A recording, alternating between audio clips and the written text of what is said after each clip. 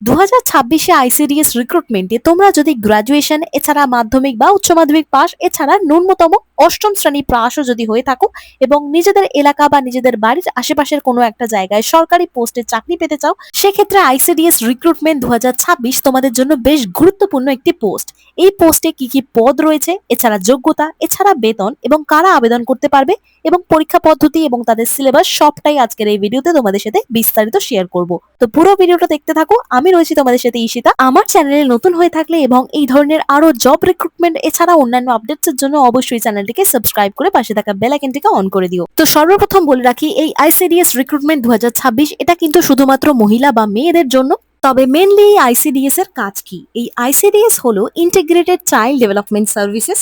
এটি একটি ভারত সরকারের প্রকল্প যা মূলত 0 থেকে 6 বছর বয়সী শিশু এবং গর্ভবতী বা স্তন্যদানকারী মায়েদের পুষ্টি, স্বাস্থ্য বা প্রাক প্রাথমিক শিক্ষা নিশ্চিত করার জন্য কাজ করে। তবে এই আইসিডিএস এ মেন 3টে পোস্ট রয়েছে যেগুলো তোমরা তোমাদের যোগ্যতার নিরিখে এখানে আবেদন করতে পারবে। সর্বপ্রথম যে পোস্টার কথা বলবো, যেটা কিন্তু মেয়েদের জন্য দুর্দান্ত, তোমরা যারা গ্রাজুয়েশন বা স্নাতক পাশ করে রয়েছো বা অনেকদিন ধরে সরকারি চাকরির প্রিপারেশন করছো, সেক্ষেত্রে সুপারভাইজার পোস্ট, যেখানে কিন্তু 1000 ভ্যাকেন্সি রয়েছে, তোমাদের জন্য কিন্তু বেস্ট পোস্ট হতে চলেছে এটা। পিরামিডের নিরিখে যদি দেখতে চাও, সেক্ষেত্রে সুপারভাইজারই কিন্তু সব থেকে টপ পোস্ট। তারপরে রয়েছে ওয়ার্কার বা কর্মী এবং তারপরে থার্ড টায়ারে রয়েছে তোমাদের সহায়িকা বা হেল্পার। এবারে আসি সুপারভাইজার, যেখানে 1000 ভ্যাকেন্সি আছে। সেখানকার মেন কাজ কি? এখানকার সুপারভাইজারের মেন কাজ হচ্ছে বিভিন্ন আইসিডিএস কেন্দ্রগুলোকে তদারকি করা বা পর্যবেক্ষণ করা, এছাড়া দেখাশোনা করা। এখানে টোটাল 25টি কেন্দ্র দেখাশোনা করতে হবে। যোগ্যতার ক্ষেত্রে তো আগেই বললাম, সেক্ষেত্রে তোমাদের গ্রাজুয়েশন পাস করতে হবে, অর্থাৎ এখানে কোনো রকম মার্কসের ক্রাইটেরিয়া বা কোনো স্পেসিফিক সাবজেক্টেই গ্রাজুয়েশন করতে হবে সেরকম কোনো ব্যাপার নেই। যে কোনো সাবজেক্টে সেটা গ্রাজুয়েট পাস হলেই তোমরা এখানে আবেদন করতে পারবে। এই সুপারভাইজার পোস্টের জন্য তোমাদের ইন হ্যান্ড স্যালারি রয়েছে 32,100 টাকা থেকে শুরু করে 37,600 টাকা পর্যন্ত স্যালারি তোমরা এখান থেকে পেতে পারো। আর বয়স সীমা এখানে কারা কারা আবেদন করতে পারবে? 18 থেকে 44 বছর বয়সের যে কোনো ক্যান্ডিডেট তোমরা এখানে আবেদন করতে পারবে। বর্তমান সরকারি নিয়ম অনুযায়ী এখানে কিন্তু 5 বছর এক্সট্রা করা হয়েছে। সেক্ষেত্রে আগে ছিল 18 থেকে 39 বছর বয়সীরা তোমরা এখানে আবেদন করতে পারবে, বাট এখন এখানে 18 থেকে 44 বছর বয়সী সমস্ত ক্যান্ডিডেট আবেদন করতে পারবে। এই সুপারভাইজারের পরীক্ষা কিন্তু West Bengal public service commission দ্বারা পরিচালিত করা হয়। পরীক্ষা পদ্ধতির মধ্যে তোমাদের ফার্স্টে একটা প্রিলিমিনেশন এক্সাম হবে, তারপরে তোমাদের মেন্স যেটা ডেসক্রিপটিভ পরীক্ষা, এবং তারপরে ইন্টারভিউ বা ভাইভা রাউন্ড থাকবে। তো এই সুপারভাইজার পোস্টে তোমাদের পরীক্ষা কত নম্বরের হবে, কতক্ষণ সময় থাকবে, কি কি সাবজেক্ট থেকে কোয়েশ্চেন আসবে এবং তোমাদের সিলেবাস কি আছে সেটাও তোমাদের সাথে শেয়ার করছি। এর আগে আরো দুটো যে পোস্ট রয়েছে, যেমন ওয়ার্কার এবং হেল্পার, এই দুটো পোস্টের ডিটেলসও একবার দেখে নাও। সুপারভাইজার ছাড়া এই কর্মী এবং হেল্পার, এই দুটো পোস্ট মিলিয়ে টোটাল কিন্তু 15,000 ভ্যাকেন্সি রয়েছে। তো বুঝতেই পারছো এখানে ভ্যাকেন্সি প্রচুর রয়েছে, এবং যেহেতু এখানে শুধুমাত্র মেয়েরাই আবেদন করতে পারবে, সেক্ষেত্রে কম্পিটিশনটা শুধুমাত্র মেয়েদের মধ্যেই থাকবে। সবার আগে বলি কর্মী বা ওয়ার্কার। এই কর্মী বা ওয়ার্কারের মেন কাজ হচ্ছে সরাসরি আইসিডিএস যে কেন্দ্রগুলো রয়েছে সেগুলোকে পরিচালনা করা। কোয়ালিফিকেশন বা যোগ্যতা হিসাবে তোমরা যদি এখানে মাধ্যমিক পাশ করে থাকো ন্যূনতম, এছাড়া যদি তোমরা উচ্চ মাধ্যমিকও পাশ করে থাকো, সেক্ষেত্রে এই ওয়ার্কার পোস্টের জন্য আবেদন করতে পারবে। এখানে তোমাদের স্যালারি বা বেতন থাকছে 10,000 টাকা মতো, এবং বয়স সীমা অ্যাপ্লাই করতে পারবে 18 থেকে 40 বছর বয়স অবধি। তবে সুপারভাইজার পোস্টে যেমন West Bengal public service commission দ্বারা নিয়োগ হয়, এই কর্মী এবং সহায়িকা বা কর্মী বা হেল্পার পোস্টের জন্য তোমাদের জেলা ভিত্তিক নিয়োগ হয়।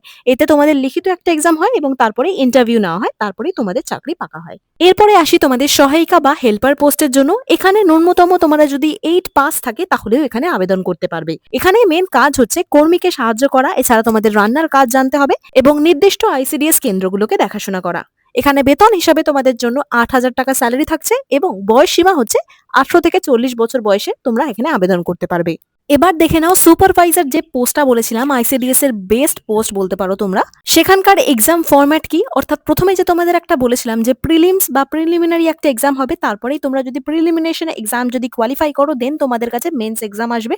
সেখানকার কি সিলেবাস রয়েছে, এছাড়া কত মার্কসে পরীক্ষা হবে এবং কি কি থেকে কোয়েশ্চেন আসবে সবটাই একবার দেখে নাও। তো এই সুপারভাইজার পোস্টে তোমাদের প্রিলিমস বা প্রিলিমিনারি যে এক্সাম হবে সেটা কিন্তু 100 নম্বরের হবে। পুরোটাই মাল্টিপল চয়েস কোয়েশ্চেন বা এমসিকিউ কোয়েশ্চেনে হবে, এবং সময় থাকবে তোমাদের 1 ঘন্টা। এখানে সিলেবাস থাকবে জেনারেল নলেজ, অ্যারিথমেটিক এবং রিজনিং। তবে এই পরীক্ষার মার্কস কিন্তু পরে গিয়ে ক্যালকুলেট করা হবে না, এটা শুধুমাত্র তোমাদের কোয়ালিফাই করার জন্য, মেন্স এক্সাম দেওয়ার জন্য। এরপর তোমরা যদি প্রিলিমিনেশন এক্সাম ক্লিয়ার করে মেন্স এক্সামে যাও, সেক্ষেত্রে তোমাদের 400 নম্বরের পরীক্ষা হবে। টোটাল 4টে সাবজেক্ট থাকবে, সেক্ষেত্রে প্রত্যেকটা 100 করে, টোটাল 400 মার্কস থাকবে। প্রথমেই রয়েছে তোমাদের ইংলিশ, বেঙ্গলি, জেনারেল স্টাডিজ এবং অ্যারিথমেটিক। ইংলিশটা কিন্তু তোমাদের ক্লাস 12 অর্থাৎ এইচএস স্ট্যান্ডার্ড হবে। সেখানে 100 মার্কস থাকবে, যার মধ্যে including report writing, translation, precis writing, English গ্রামারের মধ্যে ভয়েস চেঞ্জ এবং নারেশন চেঞ্জ।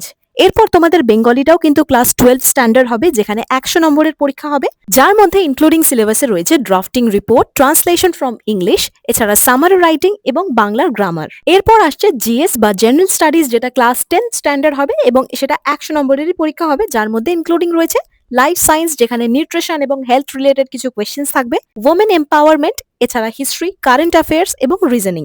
এর পাশাপাশি থাকছে তোমাদের অ্যারিথমেটিক বা পাটিগণিত, যেটা ক্লাস 10 স্ট্যান্ডার্ড বা মাধ্যমিক স্ট্যান্ডার্ড হবে এবং 100 নম্বরের পরীক্ষা হবে, যার মধ্যে বেসিক অ্যারিথমেটিক্স প্রিন্সিপালের অঙ্ক থাকবে। এরপর তোমরা যদি এই মেন্স এক্সাম ক্লিয়ার করে ফেলো, তারপরে তোমাদের জন্য রয়েছে ভাইবা বা ওরাল একটা এক্সাম, যেখানে তোমাদের পার্সোনালিটি টেস্ট বা ইন্টারভিউ হবে, যেটা 50 মার্কসের এক্সাম থাকে। তোমাদেরকে বলেছিলাম এই সুপারভাইজার আইসিডিএস এর কিন্তু বেস্ট পোস্ট, কারণ রয়েছে এই সুপারভাইজার পোস্টে যদি তুমি একবার জয়েন করো, সেক্ষেত্রে 10 থেকে 12 বছর পর তোমাদের যখন প্রমোশন হবে, সেক্ষেত্রে তোমাদের কাছে চাইল্ড ডেভেলপমেন্ট প্রজেক্ট অফিসার হওয়ারও কিন্তু সুযোগ রয়েছে, যেটা কিন্তু ব্লক লেভেল অ্যাডমিনিস্ট্রেশন একটা জব। সো দুর্দান্ত অপরচুনিটি রয়েছে। তোমরা যদি গ্রাজুয়েট পাস হয়ে থাকো, সেক্ষেত্রে সুপারভাইজার পোস্টের জন্য অবশ্যই প্রিপারেশন শুরু করে দাও। এছাড়া আর দুটো যে পোস্ট রয়েছে, যেমন কর্মী এবং সহায়িকা বা হেল্পার, সেক্ষেত্রে তাদের রিটায়ারমেন্টের পর এককালীন টাকা পাওয়ার ব্যবস্থা রয়েছে। সেক্ষেত্রে কোন রকম পেনশন কিন্তু থাকছে না, তবে যোগ্যতা থাকলে পরবর্তীতে তোমরা কিন্তু প্রমোশনের মাধ্যমে সুপারভাইজার পোস্টেও জয়েন করতে পারবে। আইসিডিএস রিক্রুটমেন্ট 2026 সবটাই ডিটেলস তোমাদের সাথে শেয়ার করলাম। যে 3টে পোস্ট রয়েছে, তাদের এলিজিবিলিটি কি, কারা আবেদন করতে পারবে, কত স্যালারি রয়েছে এবং তাদের পরীক্ষা পদ্ধতি কি রয়েছে, সবটাই তোমাদের সাথে শেয়ার করেছি। এরপরও যদি তোমাদের কোনো রকম ডাউট বা প্রশ্ন থাকে, অবশ্যই কমেন্ট বক্সে লিখে জানাতে পারো। অবশ্যই তোমাদের ডাউটের সমাধান দেওয়ার চেষ্টা করব। তো আজকের এই ভিডিওটা এখানেই শেষ করছি। ভিডিওটা হেল্পফুল হলে অবশ্যই একটা ছোট্ট লাইক করে তোমাদের বন্ধুদের সাথে শেয়ার করতে পারো, যারা আইসিডিএস প্রিপারেশন নিচ্ছে। এবং চ্যানেলে নতুন হয়ে থাকলে এই ধরনের আরো আপডেটসের জন্য অবশ্যই চ্যানেলটিকে সাবস্ক্রাইব করে রাখো, কারণ পরবর্তীতে আইসিডিএস এর যখন নোটিফিকেশন আসবে, তোমরা এই চ্যানেল থেকে নোটিফিকেশন পেয়ে যাবে।